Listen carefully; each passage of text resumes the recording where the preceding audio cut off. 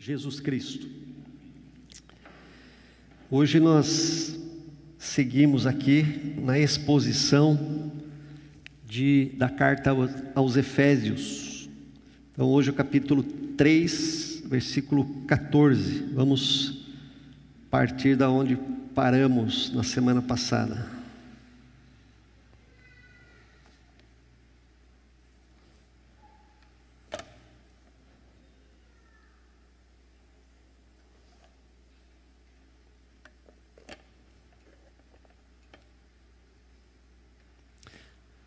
Efésios 3, versículo 14.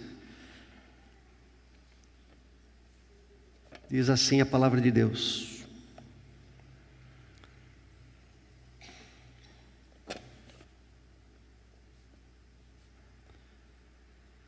Por esta causa me ponho de joelhos diante do Pai, de quem toma toda a família, tanto no céu como sobre a terra, para que, segundo a riqueza da sua glória, vos conceda que sejais fortalecidos com poder, mediante o seu Espírito, no homem interior, e assim habite Cristo no vosso coração pela fé, estando vós arraigados e alicerçados em amor, a fim de poderdes compreender com todos os santos qual é a largura, e o comprimento, e a altura, e a profundidade, e conhecer o amor de Cristo, que excede todo entendimento, para que sejais tomados de toda a plenitude de Deus. Ora, aquele que é poderoso para fazer infinitamente mais do que tudo quanto pedimos ou pensamos, conforme o seu poder que opera em nós, a Ele seja a glória na Igreja e em Cristo Jesus por todas as gerações, para todos sempre. Amém. Por esta causa me ponho de joelhos. Esta oração, ela é considerada uma das mais sublimes orações de toda a Bíblia, e certamente a oração mais nobre que o apóstolo Paulo fez em todo o Novo Testamento. Nessa oração há uma intensidade. Tem que voltar um aí, não passei ainda.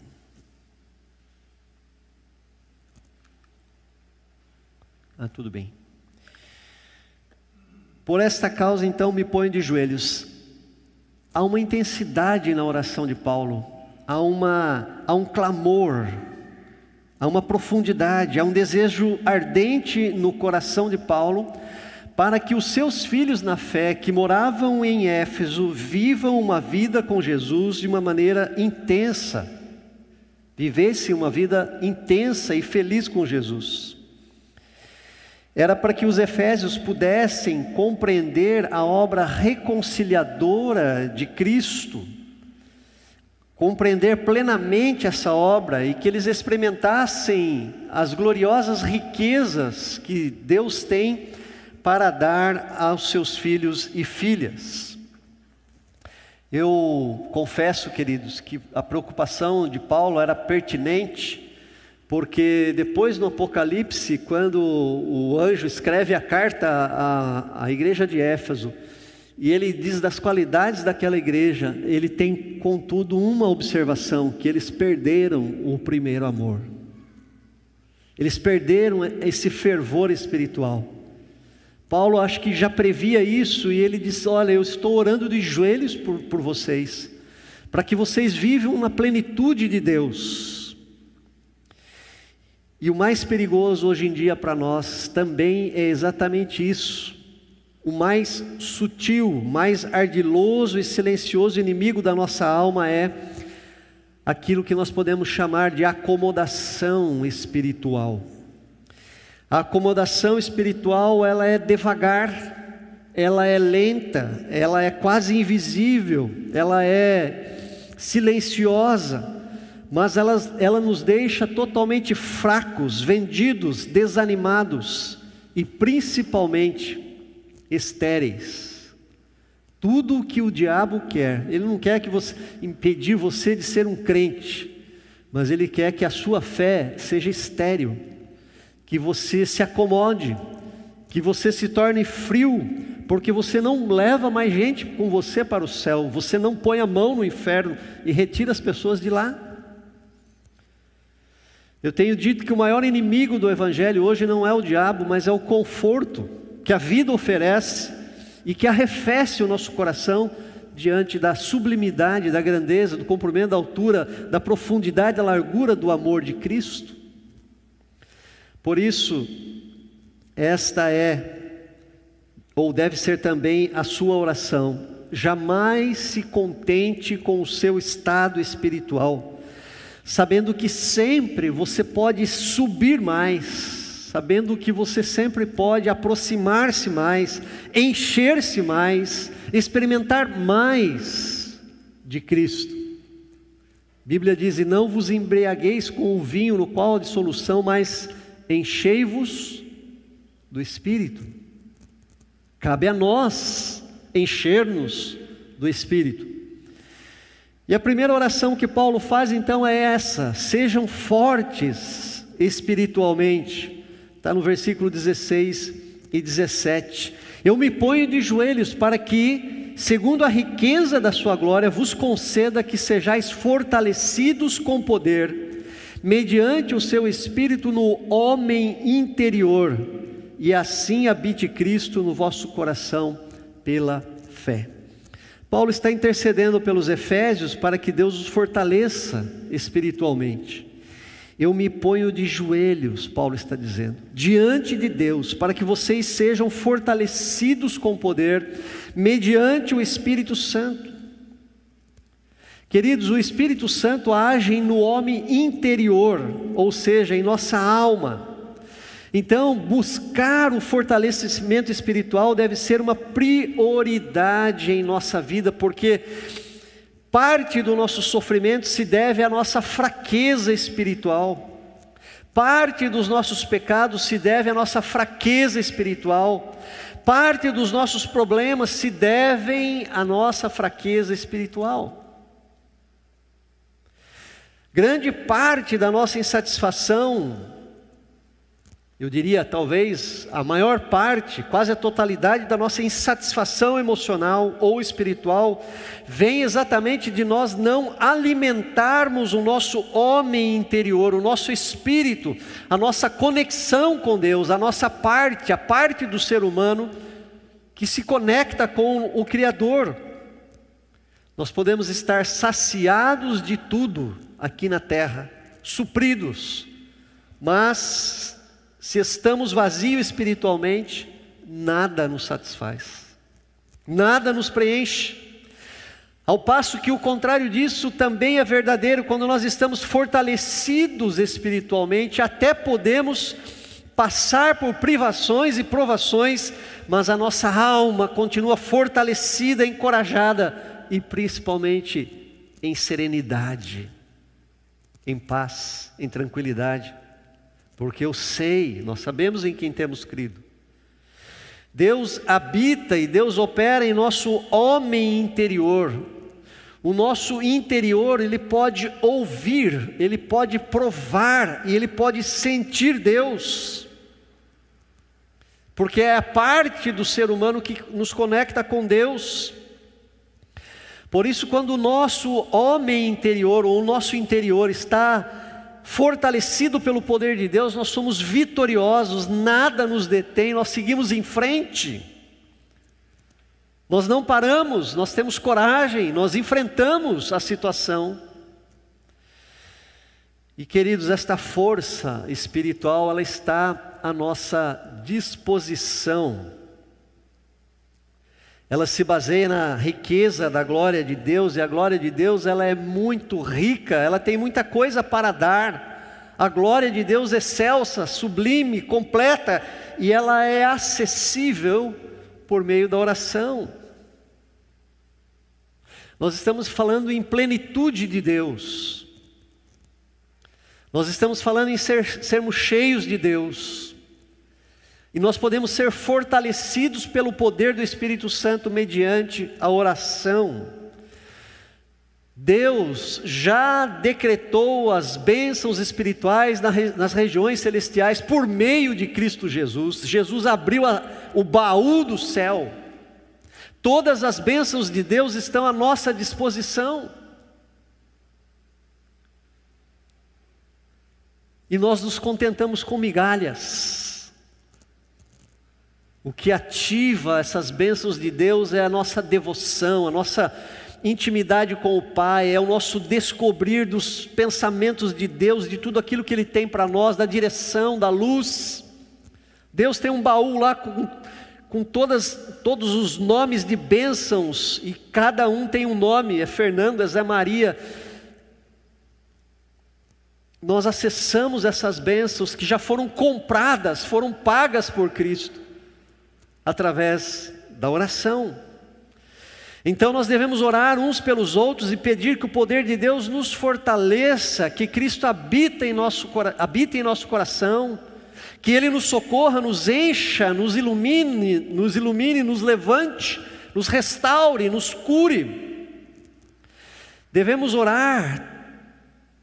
tanto orar com fé por nós e pelos outros, para nós sermos revestidos desse poder, quanto recebermos também a oração dos outros com uma alma aberta, tanto orar pelos outros quanto receber oração com um coração aberto, para recebermos esse fortalecimento do qual nós precisamos. Eu acho que a maioria aqui, como eu, não vive triste a maioria dos dias da semana, ou do mês, ou do ano. Mas há uma coisa que deve existir, um propósito em nosso coração. Eu não aceito ficar fraco espiritualmente, porque me derruba, porque me desencoraja.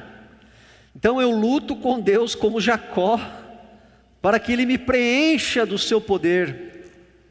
Desânimo na minha vida? Nunca. É inevitável o desânimo, às vezes, mas deve haver em mim e em você uma forte decisão, determinação, de que esse desânimo não encontre guarida, lugar em nosso coração, porque Jesus Cristo nos promete vida abundante, não vida medíocre, e eu desfruto dessa vida abundante a maioria dos meus dias, e você também, nós podemos também desfrutar. Portanto, orar todos os dias para sermos revestidos do poder de Deus é uma prioridade para você e para mim. Não aceite viver triste, desanimado, cabisbaixo. Jesus é amor, Jesus é poder, Jesus é graça, Jesus é alegria. Então ore. Esse é o primeiro pedido de Paulo, que eles sejam fortalecidos no homem interior, fortalecidos espiritualmente. E o segundo pedido que Paulo faz nessa oração é versículo 17: estando vós arraigados e alicerçados em amor. Paulo orava aqui para que os efésios vivessem arraigados no amor. Queridos, Deus é amor. A nossa vida deve estar alicerçada no amor. O amor é o vínculo da perfeição, a Bíblia diz. O amor cobre multidão de pecados, a Bíblia diz. O amor tudo sofre, tudo crê e tudo suporta. E a Bíblia ainda diz que das 3 grandes virtudes cristãs, a esperança, a fé e o amor, o maior é o amor. O amor é a maior força revolucionária deste mundo. O amor perdoa, o amor cura, o amor restaura, o amor alegra, o amor encoraja, o amor supera, o amor canta, o amor encanta. Viver sem amor é praticamente não viver. Por isso, Paulo incluiu o amor em sua oração pelos Efésios. Porque amar e ser amado é uma necessidade básica do ser humano, de cada um de nós. Assim como amar a Deus de todo o nosso coração, assim como amar o próximo como a nós mesmos. A verdadeira vida que Deus quer para nós é uma vida regada pelo amor. O amor dele, o amor nosso e o amor das pessoas. Isso é tão forte que aquele que não permanece no amor, não permanece em Deus. João, o apóstolo, diz lá na sua carta: Deus é amor, e aquele que permanece no amor, permanece em Deus e Deus nele. Portanto, o contrário é verdadeiro. Quem não permanece no amor, também não permanece em Deus. E aí eu fico me perguntando, olhando para a igreja no nosso país,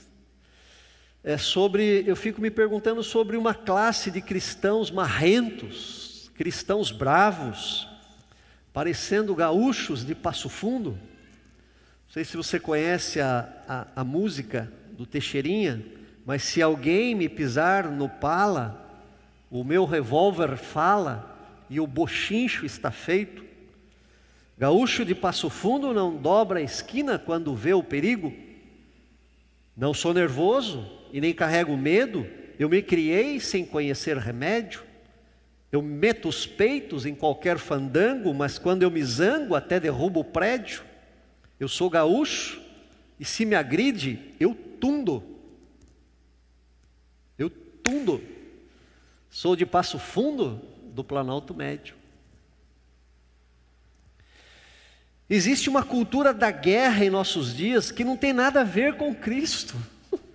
E o pior, são cristãos que têm orgulho da sua braveza, como o gaúcho também tem da braveza dele, né? Orgulho da braveza, da falta de amor, da falta de tolerância. Não, queridos, não é esse o caminho. E essa polarização política contribuiu muito para isso, para deixarmos de ser cristãos, porque deixamos de amar e respeitar as pessoas. Paulo está clamando a Deus para que eles vivessem arraigados no amor, que as suas raízes mais profundas estivessem agarradas no amor, porque Deus é amor e Cristo nos amou, e o fruto do Espírito é, o primeiro, amor. Paulo está clamando a Deus para que eles vivessem alicerçados no amor. A base de toda a vida com Cristo é o amor. A justiça, a vingança não cabem a nós quando Jesus voltar. O reto juiz, né? Ele voltará como o justo juiz, que vai colocar todas as coisas no seu devido lugar. Mas esse tempo ainda não chegou. Tem muito cristão hoje que nem Tiago e João, lá diante da aldeia samaritana, que não quis receber Jesus. O texto bíblico diz assim: Tiago e João perguntaram, vendo isto, os discípulos Tiago e João perguntaram: Senhor, queres que mandemos descer fogo do céu para os consumir? Nossa, eu estou vendo isso dentro da igreja. Eu estou vendo isso dentro da igreja brasileira. Cristãos pedindo a Deus que mande fogo do céu para queimar o que vota no outro candidato, o que é diferente dele, ou que tem um desvio social, um desvio psicológico.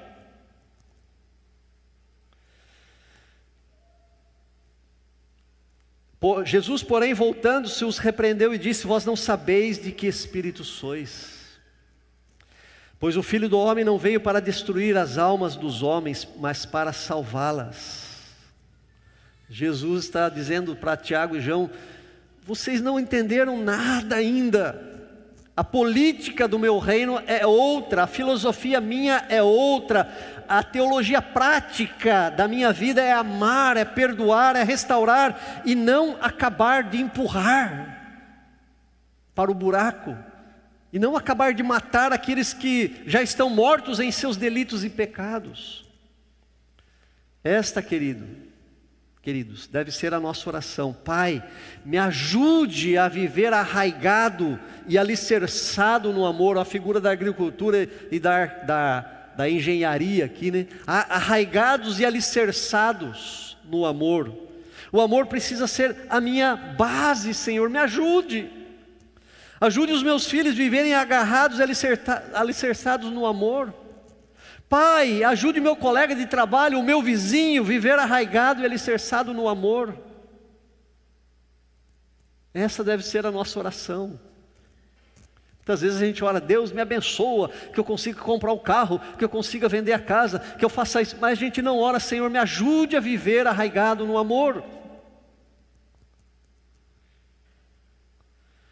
Terceiro lugar, o apóstolo Paulo diz no versículo 18 e 19, Paulo está orando assim, vou fazer uma paráfrase aqui da oração dele. Pai, eu me ponho de joelhos em favor dos meus irmãos que residem em Éfeso, naquela cidade idólatra e esotérica. Pai, segundo a riqueza da sua glória, conceda-lhes que sejam fortalecidos espiritualmente, conceda que eles vivam arraigados e alicerçados no amor. E aí, em terceiro lugar, ele entra no versículo 18 e diz: a fim de poderdes compreender com todos os santos qual é a largura, e o comprimento, e a altura, e a profundidade, e conhecer o amor de Cristo que excede todo o entendimento. Paulo está orando aqui então para que eles experimentem a grandeza do amor de Cristo. Calvino, o nosso pai teológico da Igreja Reformada Presbiteriana, que escreveu o compêndio, as Institutas da Religião Cristã, ele bebeu na fonte de Agostinho, da teologia de Agostinho. Mas nesse caso aqui, quando ele olha a interpretação que Agostinho dava da largura, do comprimento, da altura e da profundidade, ele riu. Ele riu da interpretação figurativa que Agostinho deu para esta passagem. Agostinho comparou essas 4 medidas com as 4 pontas da cruz, sendo a largura o amor, a altura a esperança, o comprimento a paciência e a profundidade a humildade.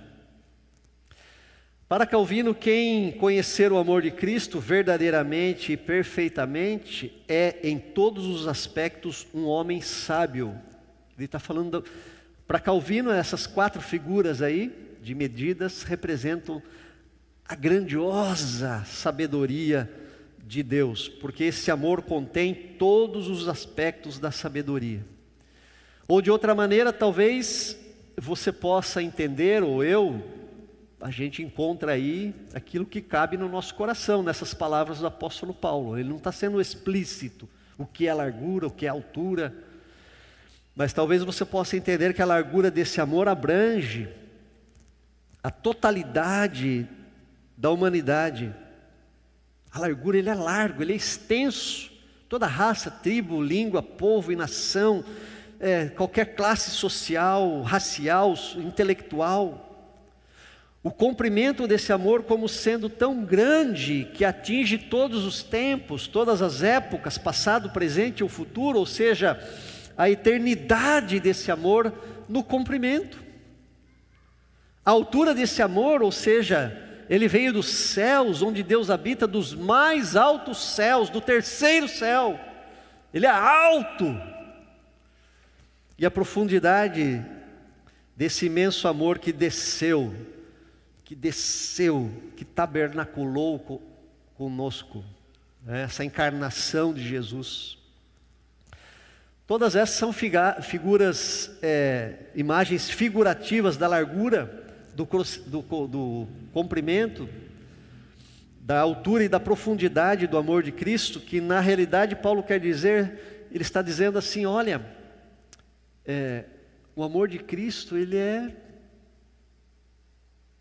grande, ele ocupa todos os espaços, ele é sublime, portentoso, grandioso.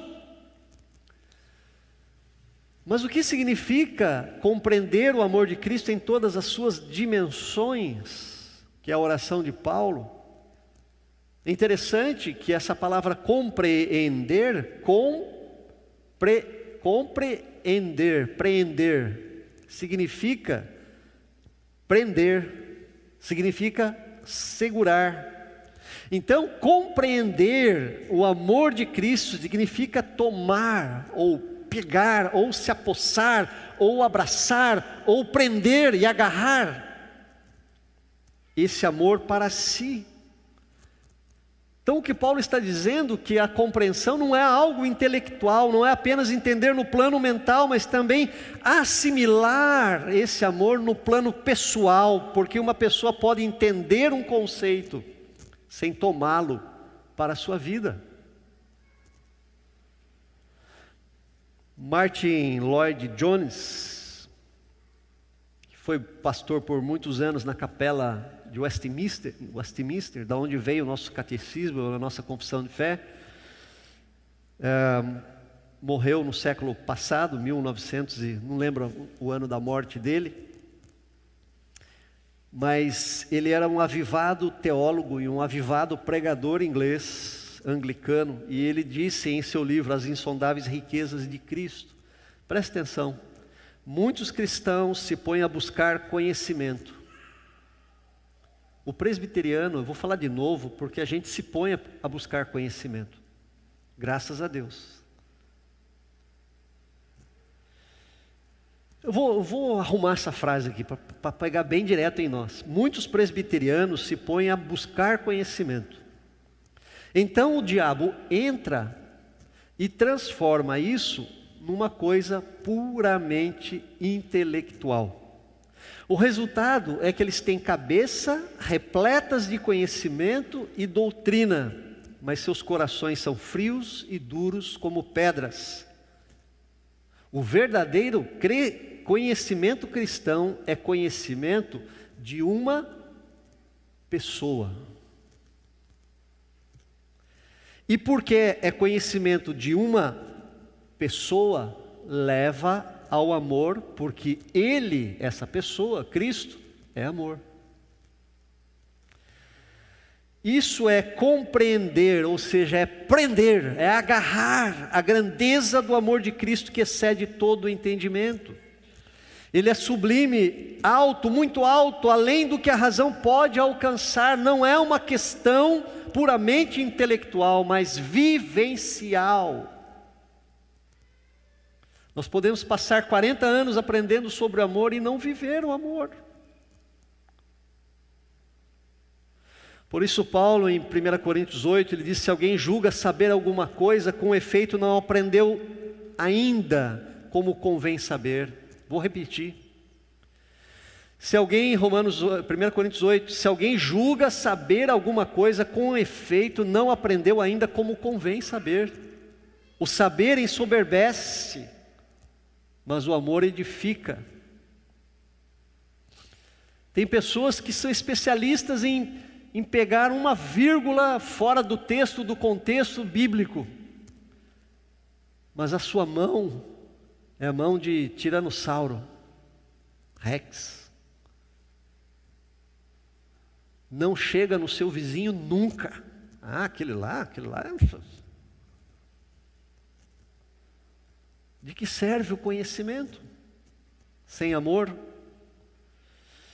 Queridos, eu vou falar, por isso Paulo se põe de joelhos e ora, a fim de poder compreender com todos os santos qual a largura, o comprimento, a altura, a profundidade, e conhecer o amor de Cristo que excede a todo o entendimento. E eu vou falar com tremor e temor uma coisa agora, que na verdade foi o pastor Rick Warren que falou no seu livro. E eu vou correr o risco de ser mal interpretado aqui nesta manhã, mas eu concordo com ele. Eu aceito as pedradas. Ele diz assim: a última, entre aspas, coisa que muitos crentes precisam hoje em dia é participar de outro estudo bíblico.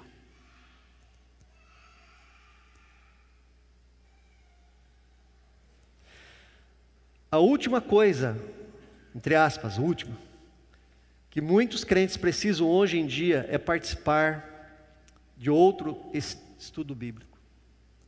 Ou seja, não precisamos saber sobre o amor de Cristo, não precisamos mais saber, precisamos experienciá-lo. Nós não precisamos mais de teoria, já estamos saturados, nós precisamos de prática. O amor deve estar em nossas mãos, queridos. Somos suas mãos, somos seus pés. O amor deve estar em nossos pés. A igreja não avança, porque ela fica eternamente na teoria. E a prática não é aqui.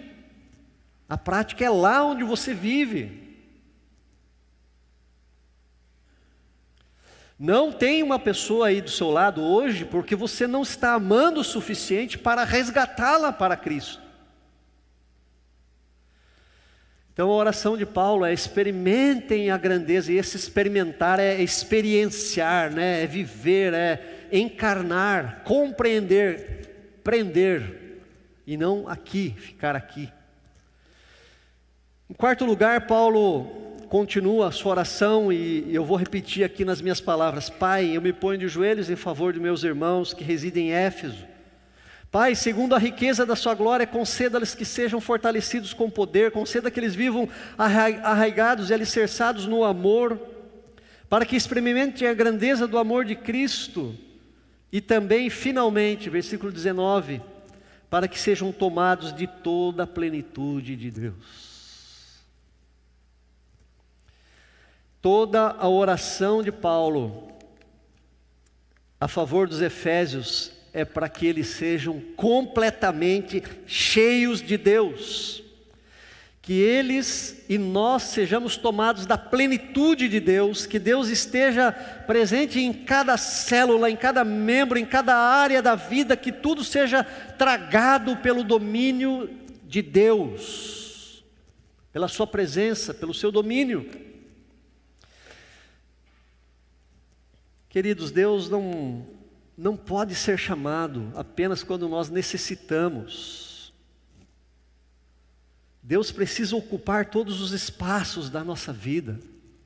A própria palavra Yahvé, né, difícil de traduzir, Ele acontece, Ele está. Ele Ele existe, Ele está, Ele preenche cada espaço. Deus habita em cada espaço da terra e do universo, Ele é onipresente, onisciente. Então nós, muito mais do que qualquer outra coisa, criados à sua imagem e semelhança, nós precisamos ser habitados e preenchidos por Deus. Para tanto, de fato, nós precisamos abrir o nosso coração, a nossa alma, a nossa mente, o nosso espírito, para que Ele nos encha completamente. Devemos não somente cantar, mas de fato experimentar o que nós cantamos aqui. Por exemplo: este é o meu respirar, Teu Santo Espírito vivendo em mim. E este é o meu pão, Tua vontade feita em mim. Ou outra canção que nós cantamos direto aqui: te dou meu coração e tudo que há em mim. Vamos cantar? Entrego o meu viver por amor a Ti, meu Rei. Meus sonhos rendo a Ti e meus direitos dou. Orgulho vou trocar pela vida do Senhor. É isso, nós cantamos. Esse cântico é uma oração: Deus vem e toma a minha vida, que viva não mais eu, mas que Cristo vive em mim. Coloca a minha vontade, o meu ego, o meu orgulho, os meus desejos por terra, e estabeleça a sua casa na minha vida. Olha só a descrição que o nosso catecismo faz de Deus. Deus é espírito em si e por si, infinito em seu ser, glória, bem-aventurança e perfeição. Deus é todo suficiente, eterno, imutável, insondável, onipresente, infinito em poder, sabedoria, santidade, justiça, misericórdia e clemência, longânimo e cheio de bondade e verdade. Não dá para descrever Deus. Deus é bom o tempo todo, Deus é excelso, Deus é sublime. Deus é amor e misericórdia, Ele é maravilhoso, Ele é eterno, majestoso em glória, poder e santidade. Queridos, nós não podemos em absoluto levar a nossa vida com Deus de qualquer jeito. Deus é tão sublime que nós não podemos deixar de desejá-lo acima de tudo e de todas as coisas. Da mesma maneira que o salmista expressa a sua devoção a Deus, dizendo: ó Deus, Tu és o meu Deus forte, eu Te busco ansiosamente, a minha alma tem sede de Ti, o meu corpo Te almeja como terra árida, exausta e sem água. Não é só a mente, é o corpo, é o nosso espírito, é a nossa totalidade. Tem cristão vivendo hoje um dualismo terrível. Separa a vida espiritual da vida sexual, separa a vida espiritual da vida financeira. Não existe isso, nós somos indivíduos, indivisíveis. E aí Paulo completa no versículo 19: para que sejais tomados da plenitude de Deus. Esse era o desejo de Paulo pelos seus filhos na fé, na cidade de Éfeso. Queridos, esta oração ficou registrada no cânon bíblico das Escrituras Sagradas. Por que será? Para que esta seja também a nossa oração. Deus, venha sobre mim. Deus, venha sobre nós.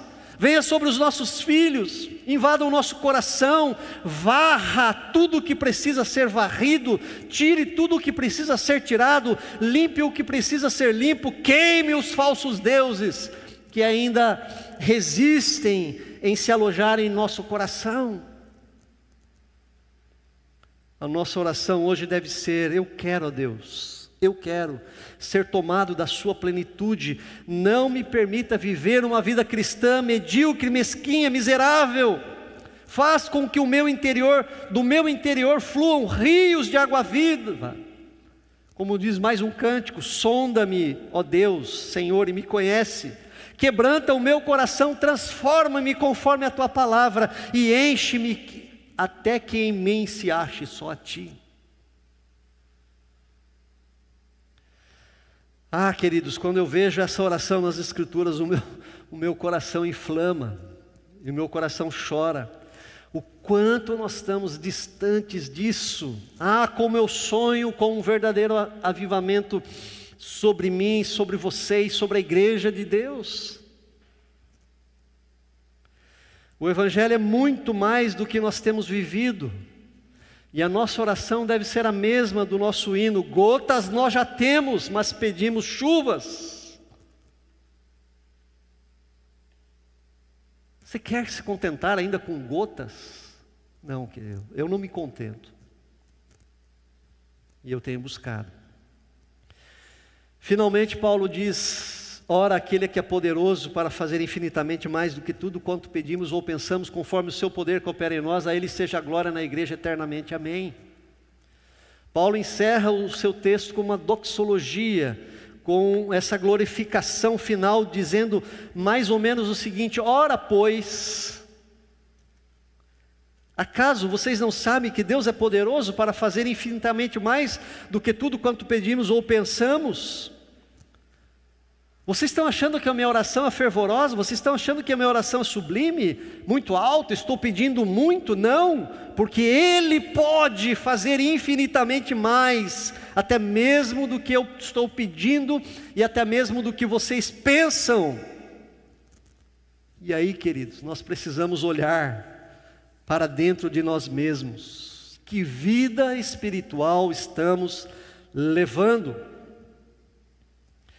Paulo agonizava e Paulo sentia dores de parto pela vida das igrejas às quais ele plantou. Era o seu desejo ardente ver aqueles irmãos fortalecidos na fé, com os corações ardentes, cheios de Deus.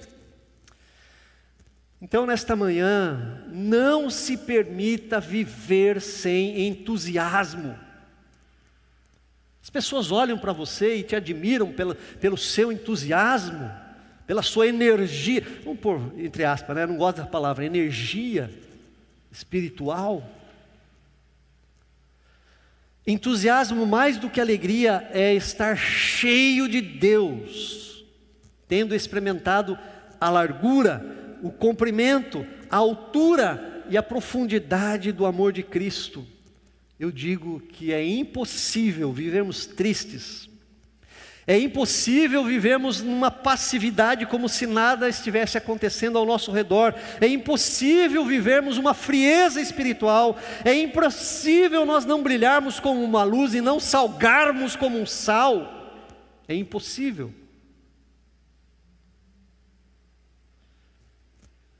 Então, nesta manhã, o quanto você precisa rever da sua prática espiritual. Quanto Jesus tem da sua vida. Qual o tamanho do espaço que Ele ocupa dentro de você, no seu homem interior. Fica a reflexão já passado aqui os meus minutos, estou no vermelho. Mas que o Espírito Santo impacte o nosso coração, queridos. Paulo disse, eu não alcancei ainda, mas eu estou correndo atrás. Eu estou buscando a perfeição, porque Jesus falou, sede perfeitos como perfeito é o vosso Pai Celeste. Deus chamou Abraão e disse, sê tu uma bênção, anda na minha presença e sê perfeito. Por não alcançarmos, nós devemos continuar. E nessa vida consagrada na totalidade a Cristo, as pessoas olham para nós e vão falar, eu quero isso aí que você tem, porque eu não tenho. Fecha os teus olhos, vamos orar.